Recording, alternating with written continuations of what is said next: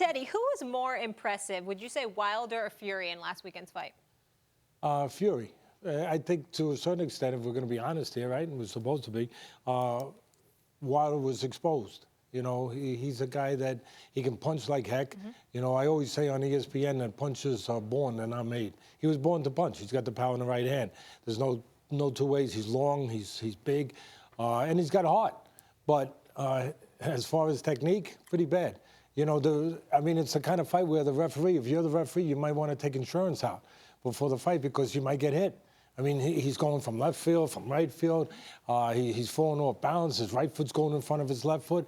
I mean, his technique, there's no way to say it. I know a lot of people won't say it because they want to be friends with everybody. I get it. But if you're going to put me in that position and talk about expertise on something I'm supposed to be talking about, well, then let's go it the way it is. He got exposed in a lot of areas except for one, that he's got that great eraser. And that great eraser can show itself at any time, well, and it did. I agree with you, and I said as much, and I think Max did as well, but I would ask you this question. Do you think it's something that can be rectified for him to have dominion and dominance over the heavyweight division, or do you think the inevitability of him falling to the likes of somebody like an Anthony Joshua is imminent because of those lack of skill? I answer it in two ways. First of all, if he hasn't learned by now, he's not learning. Okay, let's be really straight about that. He's been a pro for 5 years, whatever, 6 years, whatever it is. He hasn't learned now. You know, it's not like they're waiting for some special, you know, day to debut these great skills and to show you that he's technically become really solid. If they were waiting, you'd have to say, well, what are you waiting for? I mean, it should have been done by now. So if they haven't done it by now, if they haven't shown that he can show that level of expertise from a technical standpoint now, no, it's not coming. But Teddy. But the other part to Stephen's question is, as long as he's got that power, you know what? Got a chance. He's got a chance. I mean, you could see him being arrogant in a certain way and saying, hey, you know, I don't need to throw a jab straight. I don't need to keep my feet right. I don't need to move my head when a punch comes. I got this. So you can see a little bit because so far it's worked for him. Go ahead, Max. Teddy, I remember something you once told me. We were watching fights at the late, great Jack Newfield's house, who was a celebrated journalist in the second half of the 20th century in this country, kids, if you didn't know. And you made a comment. We were watching old fight films, and you made a comment about Rocky Marciano that always stuck with me. Great fighters, because people would criticize his technique in certain ways, like Wilder. He was built up against tomato cans before he fought good fighters, and they criticized his defense. And you said, all great fighters know how to do two things: how to land their punches and avoid a certain number of the punches coming toward them. And when I look at Wilder, of course, technically all those things are true. Meantime, he has his own way of avoiding enough punches and landing his own that so far he's undefeated, and he's fought Ortiz and he's fought Fury. So does he really need to tighten those things, or has he developed his own style that works? You know what? That's a fair point. But I'm going to hit that point with one thing: the level of opponents.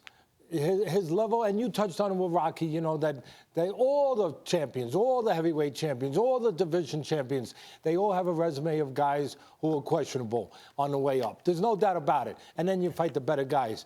And Marciano fought a lot of good guys. People would say they were old and this. Joe Walcott was great when he was old. Late in his career. Yeah, he was great late in his career. Ezra Charles, one of the great fighters of all time. So, yeah, you know, Marciano beat a lot of good fighters. Wilder has never fought that level, the level I just talked about from that era. Wilder's never fought that level.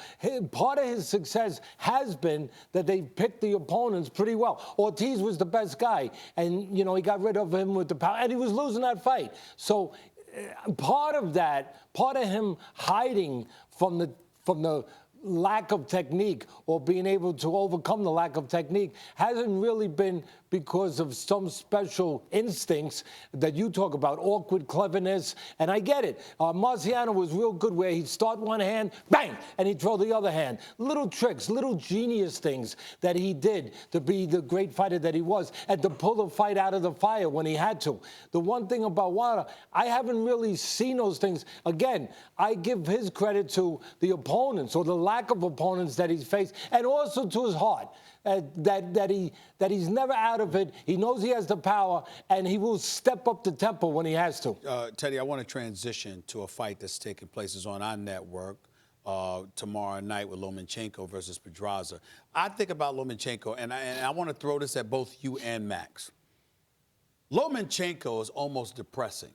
This guy's phenomenal. The footwork, the hand speed, he's just on another level.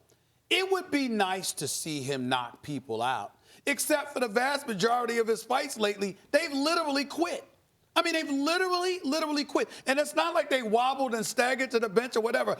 I've seen guys that obviously they looked like they were going to get knocked out. They looked like they were going to get beat up. But they literally walked over to their stool with all their faculties in order and basically said, I can't beat this guy.